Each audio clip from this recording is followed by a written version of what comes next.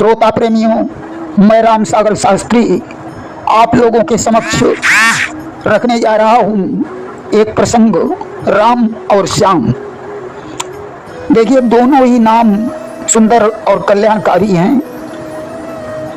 कि जग में सुंदर नाम दो, एक कृष्ण एक राम, चाहे सीता राम कहो या बोलो राधे श्याम। राम राम कहने से भी आपका कल्याण होगा और कृष्ण कृष्ण कहने से भी आपका कल्याण होगा। सीता राम कहने से भी आपका कल्याण होगा और राधे श्याम कहने से भी आपका कल्याण होगा। राम और कृष्ण दोनों ब्रह्म हैं। शक्ति के बिना ब्रह्म अधूरा है। राम की शक्ति सीता है तो कृष्ण की शक्ति राधा जी है। अब प्रश्न आता है कि दोनों में कौन बड़ा है, कृष्ण या राम? देखिए, दोनों विष्णु के अवतार हैं। दोनों ने पृथ्वी पर धर्म की स्थापना करने के लिए अवतार लिया है। कि जब जब होई धर्म की हानि, अबाढ़ असुर अधम अभिमानी, तब तब प्रभु धरि विविध शरीरा, औहरणी कृपा निधि सज्जन पीरा। जब जब पृथ्वी पर अधर्म बढ़ता है तब तब परमात्मा को किसी न किसी रूप में अवतार लेना पड़ता है। देखिए, राम ने त्रेता में अवतार लिया। उस समय धर्म का एक चरण टूट चुका था, यानी सत्य, दया और तपस्या, ये तीन चरण तो थे परंतु दान का चरण नहीं था। सतयुग में धर्म के चारों चरण विद्यमान थे। त्रेता के बाद द्वापर आया तो धर्म के दो ही चरण रह गए, सत्य और दया, परंतु दान और तपस्या के चरण समाप्त हो गए। आज कलयुग में धर्म का एक ही चरण रह गया है, दान वाला चरण। न सत्य है, न तपस्या है, न दया है। इस प्रकार जो धर्म पर आंच आने से मानव वृत्तियों में परिवर्तन हुए, उसी हिसाब से राम और कृष्ण के व्यक्तित्व भी अलग अलग हो गए। राम मर्यादा पुरुषोत्तम बनकर आए तो कृष्ण योगी राज कहलाए। राम का चरित्र अनुकरणीय है परंतु कृष्ण का चरित्र दर्शनीय है। राम शब्द रम धातु से बना है, जिसका अर्थ है रमना। रमयति इति सह रामा, जो सारे ब्रह्मांड में व्याप्त है अर्थात कण कण में मौजूद है, उसे राम कहते हैं। जब राम का जन्म भी नहीं हुआ था तभी राम शब्द पैदा हो चुका था। जिस समय हिरण्यकश्यप ने हाथ में तलवार उठाई और प्रहलाद से कहा, बता दुष्ट, तेरा राम कहाँ है? तो प्रहलाद ने कहा, पिताजी, ऐसी कौन सी जगह है जहां राम नहीं है? कि रामो है घट घट में व्यापक, रम रहा संसार में, मुझ में है तुम में भी है, इस खंभ में तलवार में। राम तो घट घट में व्याप्त है। मेरे अंदर भी राम है, तुम्हारे अंदर भी राम है, महल के इस खंभे में राम है और आपकी तलवार में भी राम है। हिरण्यकश्यप ने कहा, वो राम कैसे प्रकट होगा? प्रहलाद ने कहा, प्रेम से। हिरण्यकश्यप ने कहा, मैं प्रेम की परिभाषा तो जानता ही नहीं, गुस्से में एक मुक्का मार कर देखता हूँ। ज्यों उसने खंभे में घूंसा मारा और कहा, राम, अगर तू इस खंभे में छिपा बैठा है तो बाहर निकल। अब तो ज्यों घूंसा लगा, आकाश में गड़गड़ाहट होने लगी, खंभ फाट गया, भयंकर नरसिंह के रूप में राम प्रकट हो गया और हिरण्यकश्यप का अंत कर दिया। देखिए, राम की शक्ति है सीता। सीता का क्या अर्थ है? शीत यानी हल्का फल, आ यानी आना। जो हल्के फल से प्रकट हुई है वही सीता है। इसलिए सीता को भूमि पुत्री कहा जाता है, मोक्ष का द्वारा है। अच्छा, कृष्ण का क्या अर्थ है? आकर्षयति सर्वजनान इति सः कृष्ण, जो सभी के चित्त चुरा ले, वही कृष्ण है। इसीलिए कृष्ण को चित्तचोर भी कहा गया है। कृष्ण ने माखन की चोरी की, क्योंकि संत हृदय नवनीत समाना, संतों का हृदय मक्खन के समान होता है। गोपियों का अर्थ है गोभी पिबती इति सः गोपी, जो अपने प्रत्येक इंद्रिय से कृष्ण के रस का पान करती है वही गोपी है। ये गोपियां नहीं, सभी संत जन ही थे। कृष्ण ने माखन चुराने के बहाने से उनके हृदयों को चुराया। कृष्ण ने गोपियों के वस्त्र चुराए, यानी ये ज्ञान करवाया कि हे गोपियों, तुम शरीर से नहीं बल्कि आत्मा से मुझे प्राप्त कर सकती हो। वस्त्र तो शरीर पहनता है, परंतु आत्मा शरीर को पहनता है। भगवान ने गोपियों के साथ राज किया। देखिए, राज का अर्थ है रसो वैसा, जिसमें रस हो वही रास है। गोपियां पंच प्राण हैं, बंसी अनाहत नाद है। यहाँ रास का रास आत्मा और परमात्मा का मिलन है। भगवान शंकर को भी कृष्ण के चरित्र पर शंका थी, इसलिए वे गोपी बनकर गए थे। स्वयं कामदेव ने यह देखा कि इतनी गोपियों के साथ नृत्य करने पर भी कृष्ण के ऊपर कोई प्रभाव नहीं पड़ा, वह भी कृष्ण के चरणों पर गिर पड़ा। यहाँ कृष्ण का एक नाम मदन मोहन पड़ गया। देखिए, राम के मस्तक पर छत्र मुकुट है, परंतु कृष्ण के मस्तक पर मोर मुकुट है, क्योंकि मोर योगी है, वह कभी भोग नहीं करता। आज तो मोर मुकुट कृष्ण के योगी होने की पहचान है। कृष्ण की शक्ति राधा है। राधा शब्द राध धातु से बना है, जिसका अर्थ है आराधना। आराधना करने से ही मोक्ष प्राप्त होता है, इसलिए राधा नाम मोक्ष प्रदायक है। त्रेता में जब राम का वनवास हुआ तो लक्ष्मण ने कहा, प्रभु अगले युग में मैं बड़ा बनूंगा, क्योंकि छोटा होने के कारण इस युग में आपसे कुछ कह नहीं पाया। अस्तु द्वापर में शेषावतार लक्ष्मण कृष्ण के बड़े भाई बलराम बने। देखिए, राम ने सूर्य वंश में जन्म लेकर सूर्यदेव का मान बढ़ाया, तो कृष्ण ने चंद्र वंश में जन्म लेकर चंद्रदेव का मान बढ़ाया। चैत्र शुक्ल पक्ष नवमी सोमवार को मध्याह्न काल में अयोध्या के राजमहल में राम ने 12 कलाओं से अवतार लिया। वहीं भाद्रपद कृष्ण पक्ष अष्टमी बुधवार को कृष्ण ने अर्धरात्रि में मथुरा के कारागार में 16 कलाओं से अवतार लिया। राम के माता पिता दशरथ और कौशल्या थे। कृष्ण के माता पिता वसुदेव और देवकी थे। राम ने जब जन्म लिया तो खुशी से ढोल और नगाड़े बजने लगे, परंतु कृष्ण ने जब जन्म लिया तो कंस के भय से सन्नाटा छा गया। वसुदेव उन्हें टोकरी में रखकर यशोदा जी के पास लिटा आए। बचपन में राम को मारने के लिए रावण ने पक्षी बनकर घात लगाई थी, परंतु राम और भरत एक जैसे थे, इसलिए वह भरत को उठाकर भाग खड़ा हुआ। भरत जी चिल्लाए तो राम ने अपनी धनुइया से छोटा सा बाण मारा। रावण लंका में जाकर गिरा, जिसकी मूर्छा 7 दिन में नष्ट हुई। यहाँ कृष्ण को मारने के लिए सक्टासुर आदि बहुत से राक्षस आए और कृष्ण के द्वारा मारे गए। राम ने इधर ताड़का का हनन किया तो उधर कृष्ण ने भी पूतना को मारा। राम ने मृगया का खेल खेला, परंतु कृष्ण ने कंदुक क्रीड़ा की। राम ने कौशल्या को विश्व दर्शन करवाए तो कृष्ण ने माटी खाकर यशोदा को विश्व दर्शन करवाए। राम की लीला में भी कागभूषुंडी जी शामिल हुए और कृष्ण की लीला में भी शामिल हुए। राम का दर्शन करने शंकर जी गए और कृष्ण का दर्शन करने भी शंकर जी गए। राम धनुष धारण करते हैं तो कृष्ण योगी राज होने के कारण बंसी धारण करते हैं। राम का नामकरण वशिष्ठ जी ने किया और कृष्ण का नामकरण गर्गाचार्य जी के द्वारा हुआ। नारद जी राम के पास भी गए और नारद जी कृष्ण के पास भी गए। दुर्वासा राम के पास भी आए और दुर्वासा कृष्ण के पास भी गए।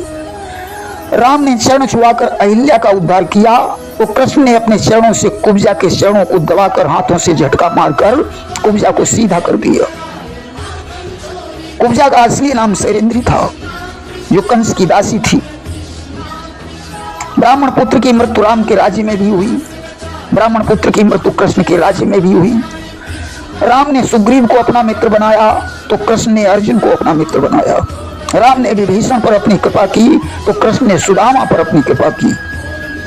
राम ने सबरी के बेर खाए तो कृष्ण ने विदुरानी के हाथ से साग पात का भोजन किया। राम की लीला में हनुमान रहे वो महाभारत के युद्ध में ध्वजा पर विराजमान हनुमान रहे। राम का संबंध भी जामवंत से था और कृष्ण का संबंध भी जामवंत से रहा। राम ने लीला रचाकर खरदूषण की सेना का विनाश किया तो कृष्ण ने लीला रचाकर द्रौपदी के सिर को अक्षय कर दिया। राम की लीला में भी धनुष यज्ञ हुआ और कृष्ण की लीला में भी धनुष यज्ञ हुआ, परंतु अंतर इतना था कि राम जी सबसे ऊंचे सिंहासन पर बैठे थे, परंतु यहां कृष्ण को खड़े होने तक की जगह नहीं दी गई। राम जी की शिक्षा वशिष्ठ और विश्वामित्र के द्वारा संपन्न हुई, तो कृष्ण की शिक्षा उज्जैन में सांदीपन गुरु के द्वारा संपन्न हुई। राम ने भी राज्य किया, कृष्ण ने भी राज्य किया। राम का युद्ध परम सेवक हनुमान से छिड़ गया, तो कृष्ण का युद्ध अर्जुन के साथ छिड़ गया। दोनों की लीलाएं मिलती जुलती हैं, परंतु दोनों के व्यक्तित्व में काफी अंतर है। बिहारी जी ने एक दोहा लिखा, किसी समुकुट कटिकाशनी कर मुरली उर्माल, यही बानक मो मन बसो सदा त्रिभंगी लाल। राम सीधे हैं, परंतु कृष्ण 3 जगह से टेढ़े हैं। राम नटखट नहीं है, कृष्ण बड़े नटखट हैं। चाल टेढ़ी, चितवन टेढ़ी, बात टेढ़ी, परंतु राम का स्वभाव बहुत मृदुल है। राम की कभी कोई शिकायत नहीं आई, परंतु कृष्ण की गोपियां रोज शिकायत लाती थीं। राम को कभी डांटना नहीं पड़ा, परंतु कृष्ण को यशोदा जी रोज डांटती हैं। दूसरी बात, राम कभी झूठ नहीं बोले, परंतु कृष्ण यशोदा जी से खूब झूठ बोले। नंबर 3, राम ने कभी चोरी नहीं की, यहां तक कि फूल लेने भी गए तो मालियों से पूछ कर गए, परंतु कृष्ण ने तो माखन खूब चुराया। नंबर 4, राम ने कभी किसी स्त्री की तरफ नहीं देखा, परंतु कृष्ण ने तो स्त्रियों के साथ नृत्य किया। इसीलिए तो जब महाभारत का युद्ध छिड़ने वाला था, तो दुर्योधन और अर्जुन सहायता के लिए कृष्ण के पास पहुंचे। कृष्ण ने दुर्योधन से पूछा कि एक तरफ हमारी 56 करोड़ यदुवंशी सेना रहेगी और दूसरी तरफ निहत्था मैं रहूंगा, बोलो तुम सेना चाहते हो या मुझे? दुर्योधन बोला, कृष्ण तुम नाचने गाने वाले व्यक्ति हो, तुम्हें लेकर मैं क्या करूंगा, अपनी सेना दे दो और तुम अर्जुन की तरफ चले जाओ। देखिए, जिधर धर्म है वहीं कृष्ण है और जिधर कृष्ण है वहीं विजय है, परंतु अहंकारी व्यक्ति इन बातों को क्या समझे। एक उदाहरण है कि जिस समय राम लक्ष्मण के सहित जनकपुर को देखने के लिए गए, तो बड़े सीधे स्वभाव से चले जा रहे थे। सीता जी की सखियां अट्टालिका पर चढ़ गईं, विचार करती हैं ऐसा क्या करें जो राम जी हमारी तरफ देखें। एक सखी ने कहा, अगर हम इनका नाम लेंगे तो ये हमारी तरफ अवश्य देखेंगे। उसने जोर से कहा, देखो सखी, वो जो श्यामले रंग वाले आगे आगे जा रहे हैं उनका नाम राम है। लक्ष्मण ने राम का हाथ पकड़कर कहा, प्रभु ऊपर देखो, वो सखी तुम्हारा नाम ले रही है। राम ने कहा, लक्ष्मण चुपचाप चलते रहो, रघुवंश की ऐसी परंपरा नहीं है कि किसी स्त्री पर दृष्टि डाली जाए। जब राम ने ऊपर नहीं देखा तो दूसरी सखी बोली, ऐसा करो, इनके पिता का नाम लेकर पुकारो तो शायद या ऊपर देखें। उसी समय एक सखी बोली, आली, ये अयोध्या सम्राट चक्रवर्ती दशरथ के पुत्र हैं, परंतु राम ने फिर भी नहीं देखा। तो एक सखी बोली, ऐसा करो, इनका यशोगान करें, शायद ये ऊपर दृष्टि डालें। उसने कहा, आली, तुम्हें मालूम है ये बड़े वीर हैं, इन्होंने बचपन में ही ताड़का का हनन कर दिया। लक्ष्मण ने कहा, प्रभु अब तो देख लो, आपका यशोगान हो रहा है, परंतु राम ने ऊपर दृष्टि नहीं डाली। तब सीता जी की एक सखी थी जिसका नाम था चारु सखी। उसने कहा, राम ऐसे नहीं देखेंगे। सखियां बोली, तो कैसे देखेंगे? बोली, कुछ फूल ले आओ और उनकी पंखड़ियां तोड़कर इनके ऊपर फूल बरसाओ तो राम अवश्य देखेंगे। आज फूलों की पंखड़ियां बरसाई। अब तो ज्यों सुमन वृष्टि हुई, राम ने ऊपर निगाह उठाकर देखा कि सखियां फूल बरसा रही हैं। आज राम बड़े प्रसन्न हुए। देखिए, फूल का एक नाम सुमन है, यानी सुंदर मन। राम तो सिर्फ सुंदर मन देखते। जब सरोवर में गज को ग्राह ने पकड़ा था, वह भगवान को पुकारता रहा, परंतु प्रभु जल्दी नहीं आए।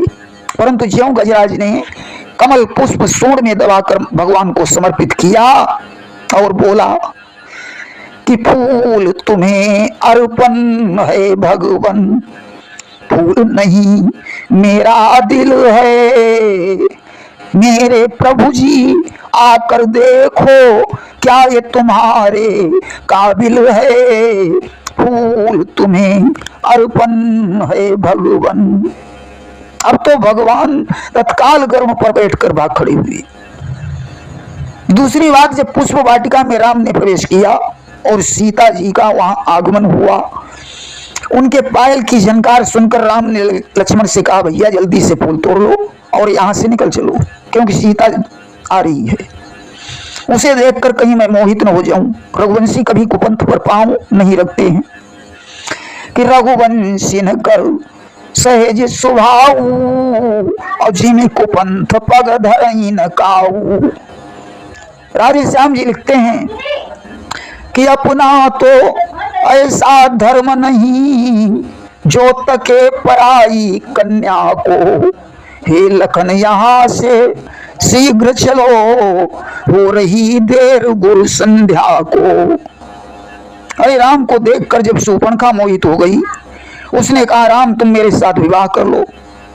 जब अधिक पीछे पड़ गई तो राम ने लक्ष्मण को संकेत किया कि इसके नाक और कान काट लीजिए, जिससे ये दोबारा ऐसी गलती न कर सके। परंतु कृष्ण ने जब कुब्जा को सीधा कर दिया तो वो कृष्ण पर मोहित हो गई। उसने कहा, आपने मुझे सुंदर बनाया है, इसलिए अब मैं आपको छोड़ने वाली नहीं हूं। कृष्ण ने कहा, अभी तो मैं कंस का वध करने आया हूं, इसके बाद मैं तुम्हारे पास अवश्य आऊंगा। राम रूप में तो राम ने स्वरूप को कुरूप बना दिया, परंतु कृष्ण के रूप में कृष्ण ने कुरूप को स्वरूप बना दिया। देखिए, राम रूप में धनुष टूटने पर परशुराम जी ने आकर क्रोध किया, परंतु कृष्ण रूप में परशुराम ने स्वयं कंस को धनुष देकर कहा था कि जिस दिन ये धनुष टूट जाएगा उसी दिन तुम्हारी मृत्यु होगी। इस धनुष को तोड़ने वाला विष्णु का अवतारी होगा, जिसके हाथों से मरकर तुम्हें मोक्ष प्राप्त होगा। राम ने अत्याचारी रावण का विनाश किया तो कृष्ण ने पापी कंस को मारा। राम आमने सामने युद्ध करते हैं, परंतु कृष्ण छल कपट का सहारा भी लेते हैं। राम ने कभी कपट नीति नहीं अपनाई। जिस समय रावण का युद्ध हो रहा था, राम बार बार रावण के शीश काटते हैं, परंतु वे नए निकल आते हैं कि पुनि पुनि प्रभु काटत भुज शीसा, और अति कौतुकी कौशलाधीशा, मरई न खल सम भयउ विशेखा, राम विभीषण तनु तब देखा। जब रावण नहीं मरा तो राम विभीषण की तरफ देखने लगे, परंतु विभीषण से पूछा कुछ भी नहीं। रावण डर गया, उसने सोचा कहीं विभीषण मेरे भेद को न बता दे, इसलिए लाओ पहले विभीषण को ही समाप्त कर दिया जाए। तब विभीषण को भेद बताना ही पड़ा। राम अपने साथियों से युद्ध में परामर्श लेते हैं, परंतु कृष्ण अपने साथियों को परामर्श देते हैं। भीष्म पितामह ऐसे मरेंगे, द्रोणाचार्य ऐसे मरेंगे। विष्णु ने तो छलवेश बनाकर वृंदा से छल किया, कृष्ण ने भी जरासंध और मोरध्वज के यहाँ छलवेश धारण किया, परंतु राम ने छलवेश कभी नहीं बनाया। हाँ, कैकेयी के आदेश पर वे तपस्वी अवश्य बन गए। कृष्ण को तो छलिया नटखट आदि नामों से संबोधित किया गया है, परंतु राम मर्यादा पुरुषोत्तम ही रहे। हाँ, बाल को मारने के लिए राम ने वृक्ष की ओट का सहारा लिया था, परंतु ऐसा नहीं करते तो ब्रह्मा जी का वरदान झूठा हो जाता, इसलिए उस मर्यादा को नहीं तोड़ा। राम का चरित्र देखकर देवताओं को ब्रह्म होने पर कोई शंका नहीं हुई, केवल जयंत उनका बल देखना चाहता था, इसलिए राम ने उसकी एक आंख फोड़ दी। परंतु कृष्ण के चरित्र पर तो इंद्र, ब्रह्मा, शिव और कामदेव भी शंकित हो गए। ब्रह्मा ने वत्सहरण करके ब्रह्म को पहचाना, इंद्र ने वर्षा करके कृष्ण को ब्रह्म माना, वहीं शिव और कामदेव रासलीला में नतमस्तक हो गए। राम ने सिर्फ सीता से विवाह किया, कृष्ण ने 16,108 विवाह किए। राम के 2 पुत्र थे, परंतु कृष्ण के 1,61,080 पुत्र थे। राम ने भगाकर विवाह नहीं किया, परंतु कृष्ण ने रुक्मिणी का हरण करके विवाह किया। सुभद्रा का हरण अर्जुन के द्वारा करवा दिया। राम के राज्य में प्रजा उपद्रवी नहीं थी, कृष्ण के राज्य में उपद्रवी यदुवंशियों का विनाश दुर्वासा के शाप से हो गया। राम ने लक्ष्मण को उपदेश दिया तो कृष्ण ने अर्जुन को गीता का उपदेश दिया। राम ने हमेशा अपने वचन को पूरा किया, परंतु कृष्ण ने गोपियों से कहा था कि परसों लौट आऊंगा, परंतु जीवन में कभी नहीं लौटे। उन्हें पत्र भेजा तो सिर्फ योग का उपदेश दिया। उन्होंने कहा ईश्वर निराकार है, उसी का भजन करो। परंतु गोपियां तो साकार रूप में कृष्ण का दर्शन करना चाहती थी। देखिए, कृष्ण योगी राज हैं, उनका चरित्र तो अनुकरणीय नहीं है, परंतु उपदेश अनुकरणीय है।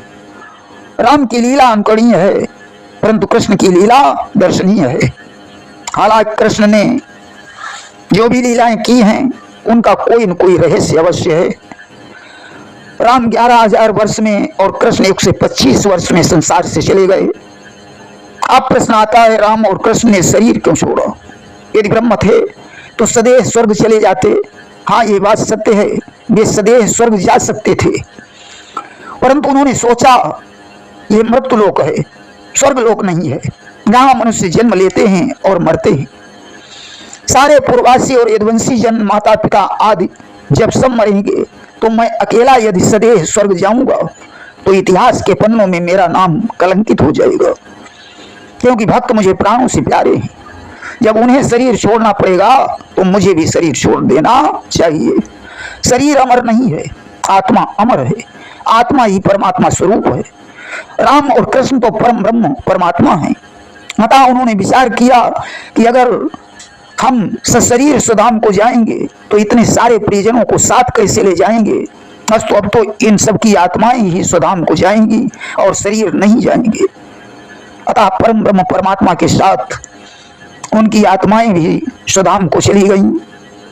इसीलिए किसी कवि ने लिख दिया कि जग में सुंदर हैं दो नाम, चाहे कृष्ण कहो या राम। बोलो राम राम राम, बोलो श्याम श्याम श्याम। प्रेम से बोलिए वृंदावन बिहारी लाल की जय।